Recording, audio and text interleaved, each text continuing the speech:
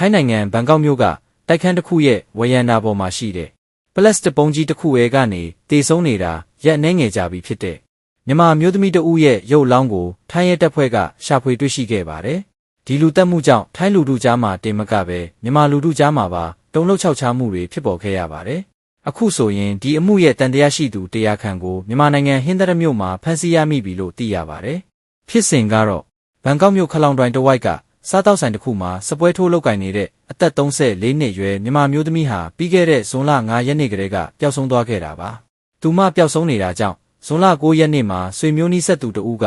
ထိုင်းရဲတပ်ဖွဲ့ကိုလူပျောက်တိုင်ကြားခဲ့ပါတယ်။ဒီလိုနဲ့ဒန်းတောင်ရဲစခန်းကတာဝန်ရှိသူတွေဟာမက္ကဆန်တဝိုက်ကသူမနေထိုင်ရာတိုက်ခန်းကိုတွားရောက်စစ်ဆေးခဲ့ရမှာတော့ဒုတိယထပ်တိုက်ခန်းထဲမှာပစ္စည်းတွေပြန့်ကျဲပြီးခိုက်ရန်ဖြစ်ပွားထားတဲ့လက္ခဏာတွေကိုတွေ့ရှိခဲ့ရပါတယ်။ဒီထက်ပိုပြီးထိတ်လန့်စရာကောင်းတာကတော့ဝရန်နာလျှောက်လမ်းမှာရှိတဲ့ကြီးမားတဲ့အနက်ရောင်ပလတ်စတစ်ပုံးကနေအနံ့ဆိုးတွေထွက်နေတာပါပဲ။အဲ့ဒီပုံးကိုဖွင့်ကြည့်လိုက်တဲ့အခါမှာတော့ရက်အနှဲငယ်ကြာမြင့်နေပြီဖြစ်တဲ့အမျိုးသမီးရဲ့ရုပ်ပြက်ဆင်းပြက်ရုပ်လောင်းကိုရှာဖွေတွေ့ရှိခဲ့ရပါတယ်။ထိုင်းရဲတပ်ဖွဲ့ရဲ့စုံစမ်းစစ်ဆေးချက်တွေအရ CCTV မှတ်တမ်းတွေမှာတေဆုံးသူမျိုးသမီးကိုဇွန်လ9ရက်နေ့ကသူမရဲ့အမျိုးသားဖြစ်သူက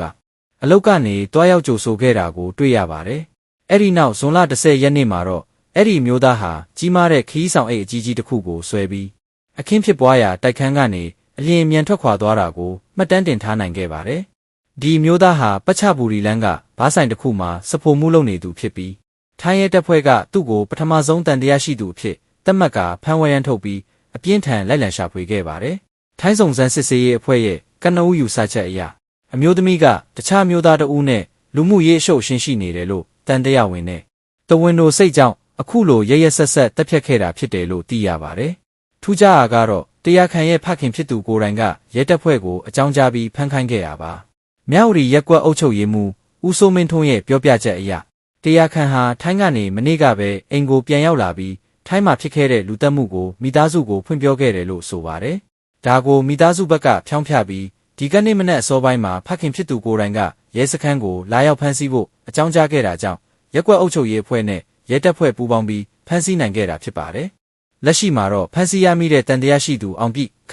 အောင်ပေကိုဥပဒေအရထိရောက်စွာအရေးယူနိုင်ဖို့အတွက်မြန်မာရဲတပ်ဖွဲ့ကထိုင်းနိုင်ငံအာဏာပိုင်တွေနဲ့ဆက်လက်ချိတ်ဆက်ပြီးဆောင်ရွက်သွားမယ်လို့သိရပါတယ်။အခုလိုတဝင်းတို့စိတ်ကြောင့်အသက်တစ်ချောင်းဆုံးရှုံးခဲ့ရတဲ့အပြင်လူသားချင်းချင်းရရဆက်ဆက်ပြုလုပ်ခဲ့တဲ့ဖြစ်စဉ်ဟာတကယ့်ကိုရင်နာစရာကောင်းလာပါတယ်ခင်ဗျာ။စောင့်မျှော်ကြည့်ရှုပေးခဲ့ကြတဲ့အတွက်ကျေးဇူးတင်ပါတယ်။